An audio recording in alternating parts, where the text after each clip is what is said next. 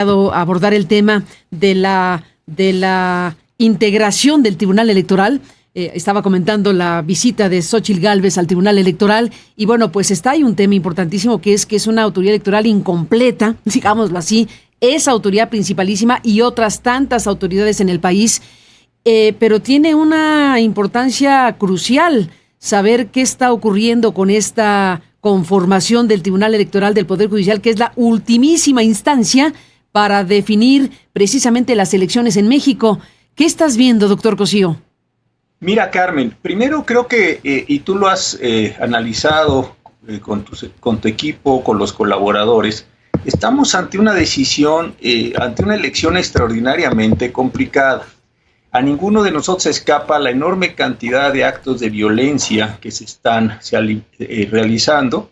El Laboratorio Electoral, esta organización que está siguiendo todas estas cuestiones, ha definido que son más de 50 las personas asesinadas. Todavía hemos tenido una serie de actos muy, muy delicados en esta materia en los últimos meses y en los últimos días. Entonces aquí creo que nadie puede llamarse a duda en el sentido de que la elección ha sido violenta. En segundo lugar, ha habido actos no anticipados, sino anticipadísimos de campaña, llamados a todos los jugadores, a todos los actores para que moderen sus intervenciones que no han sido escuchadas. Eso me parece que nos lleva a una situación realmente complicada, hay que decirlo así, en cuanto a las impugnaciones que en número, en calidad, se han estado presentando y se van a presentar en estos casos. Ha habido denuncias muy importantes que tú también has recogido con el último libro de Anabel Hernández y otras muchas cuestiones que han estado saliendo sobre la intervención de la delincuencia en todos los procesos electorales. Entonces ya sabemos que va a ser una elección reñida, va a ser una elección muy competida más allá de las frases que se estén utilizando para campaña, y esto hará evidente que los órganos electorales tengan que participar. Ese es, me parece, que el contexto general. El segundo tema es que el Tribunal Electoral se integra, ya lo sabemos, por 5 salas regionales, cada una de ellas conformada por 3 integrantes, y una sala superior que tiene o debe tener 7 miembros. La Suprema Corte de Justicia desde hace ya mucho tiempo le envió al Senado de la República las ternas para poder llevar a cabo la elección de estos integrantes que faltan tanto de las salas regionales como de la superior. Y el Senado de la República, por muy malas razones, no aprobó, me parece que con una enorme irresponsabilidad, no aprobó esas ternas, las dejó allí congeladas, y consecuentemente no tenemos integrados a los órganos electorales para esta muy compleja elección. El tercer asunto es que la sala superior del tribunal debe estar integrada, como decía, por 7 miembros. En este momento solo tiene 5 miembros. Y esto sí genera un problema. Es verdad que la sala ha estado actuando, ha estado resolviendo los casos, pero se va a presentar una situación muy compleja, que es la prevista en el artículo 167 de la Ley Orgánica del Poder Judicial de la Federación, en donde se dispone que para la declaración de validez y de presidente o presidente electo de nuestro país, se requerirá la presencia de al menos 6 de los integrantes del tribunal. Como evidentemente 6 es más que 5 y el tribunal tiene 5, se presenta un serio problema. Este problema, sin embargo, tiene solución en la propia ley orgánica, en el propio artículo 167, puesto que se dice que en caso de una vacante definitiva, que este es el caso, se podrán suplir por el magistrado o la magistrada de las salas regionales con mayor antigüedad, o en su caso, en caso de que esto no sea claro, por el de mayor edad, si existen asuntos de urgente atención.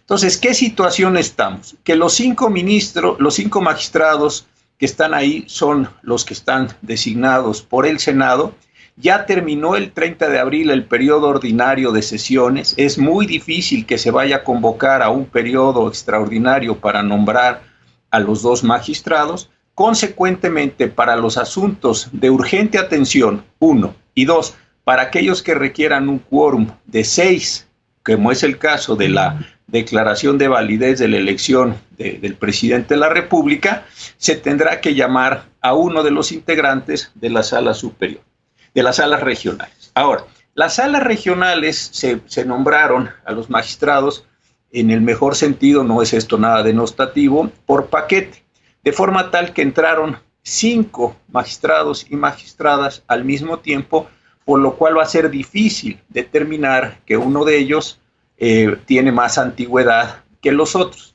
Consecuentemente, por razones ya de edad, toda vez que tienen la misma antigüedad en el cargo, me parece a mí que las dos magistradas que están en la condición de integrar a este tribunal son la magistrada Gabriela del Valle, que está en la sala regional con sede en Monterrey, y la magistrada Claudia Valle, la magistrada Gabriela del Valle, que tiene su sede en Guadalajara, y la magistrada Gabriela Valle, que tiene su sede en Monterrey.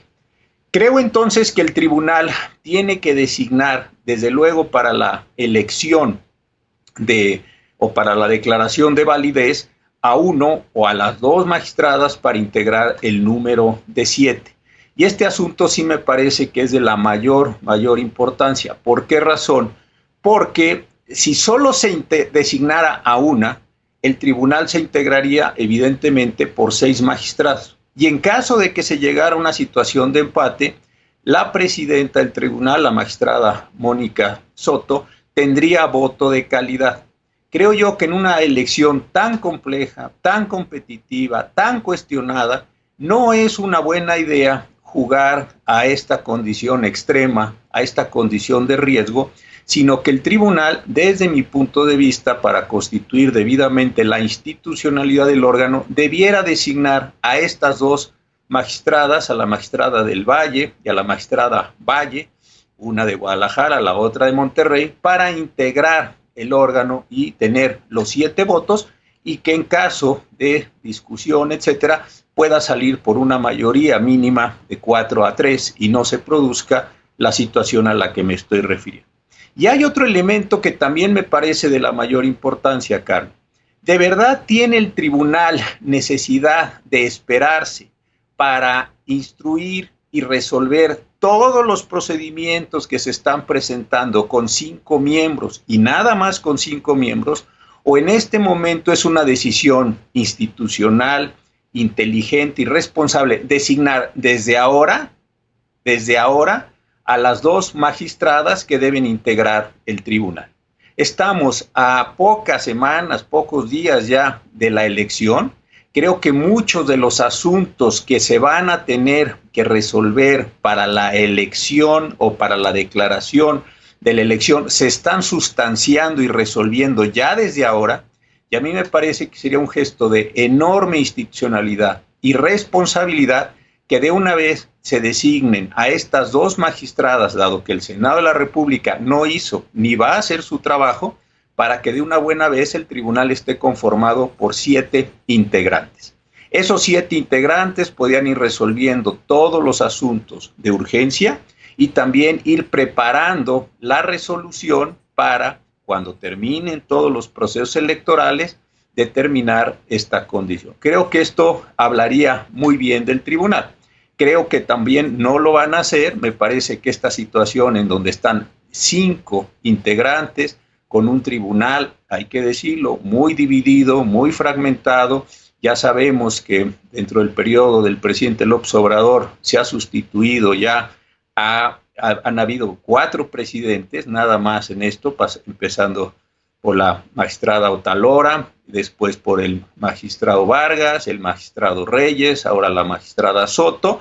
Entonces creo que ha sido un tribunal en el que sus integrantes no han podido constituir una institucionalidad completa por las razones que sean, y ahora sí me parece que se están enfrentando a esta situación extrema donde podrían llegar a la elección o a la calificación final de la elección y a la declaratoria de validez y a la entrega de constancia a quien resulte electo el 2 de junio, con estas condiciones a las que me acabo de referir. Ese es el escenario que se está presentando. También seguramente hemos leído, han aparecido varios artículos en la prensa y comentarios respecto a qué sucedería, que no veo por qué no tendría que suceder, esto sí lo debo decir, qué sucedería si al día 1 de octubre de este año, desde luego, por las razones que se quieran, que de verdad sería una tragedia, 1, y 2, hablaría muy mal de todas las personas que tienen que constituir institucionalidad, al iniciar el periodo no estuviera hecha esta declaración de validez. Lo que acontecería, y la respuesta está en los artículos 84 y 85 de la Constitución, es que desde luego el presidente López Obrador, pase lo que pase, termina su mandato el último día del mes de septiembre de este año, y el día 1, que está en periodo ordinario de sesiones el Congreso de la Unión, tendría que designar a un presidente interino para que este presidente interino, por una votación calificada muy importante, de 2/3 partes de la totalidad de los integrantes del Congreso, las 2 cámaras del Congreso, este es uno de los pocos casos donde se unen y forman un órgano nuevo, déjame decir. De Estado, yo lo pondría en la misma balanza de cuando el presidente está hablando de un golpe técnico de ese calibre. Por un lado, la oposición planteando elección de Estado técnico de ese calibre. Por un lado, la oposición planteando elección de Estado, enorme esa expresión, tan enorme como lo tiene lo que tiene el presidente en su dicho cuando estamos escuchando la ciudadanía expresiones de esta naturaleza, José Ramón. Fíjate que sí, Carmen, y por eso yo quería hacer el recuento. Morena empezó con actos anticipadísimos de campaña para efectos de elegir al coordinador, creo que fue el nombre que le dieron, de los esfuerzos. Pero lo validó el tribunal eso y lo que hizo la oposición también al final de la historia. Pero ahí está, exacto, ¿no? Pero es parte de la narración. Exacto. En la línea del tiempo, exacto, eso está ahí.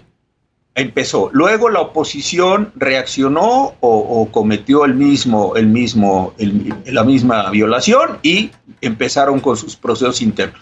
Entonces, en lugar de empezar las precampañas en noviembre, ya en septiembre estábamos con una condición compleja. Segundo, como eran estos actos anticipadísimos, no hubo control de gastos de campaña. Algunos candidatos o precandidatos entregaban algún informe sobre sus gastos, pero no sucedía. Después, insisto yo mucho en esto, ha habido señalamientos muy serios sobre la participación del crimen organizado en las elecciones. No, de esto se viene hablando ya hace muchos años, se decía que en ciertas zonas, etcétera. Pero lo han planteado muy bien algunas personas y algunos caricaturistas como Magú, muy bien, que me pareció más allá de lo trágico de sus cartones, en el sentido de que uno de los grandes electores en este proceso pues es la delincuencia, dado que elimina físicamente, mata a algunas personas que estaban interesadas o tenían las pretensiones de participar.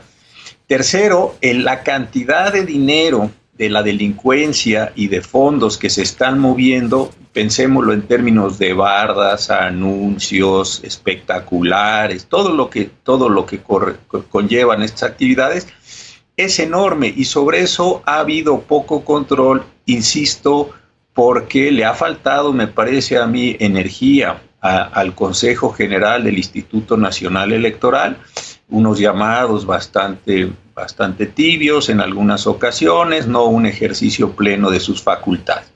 Y en ese contexto tan complejo, tan peligroso, tan polarizado, tan difícil del país, tenemos un tribunal que es la última instancia, más allá del INE, que no está integrado por los 7 miembros que debe estar. Esto a mí me parece, insisto, y coincido contigo en que la expresión que he usado es la menos agresiva de todas, una irresponsabilidad.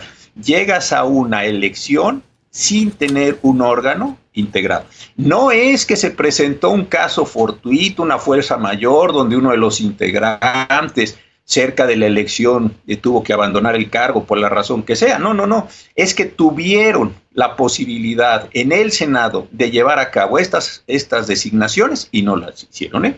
Entonces está jugándose en una condición límite para efectos de que sea el propio tribunal el que se dice que llame a una persona. Yo no veo por qué tenga que ser una persona. Cuando tienes un órgano de 7, me parece que tienes que llegar a la plenitud de la integración del órgano y no simplemente llamar al sexto para, en el mínimo de las posibilidades, aprobar el caso.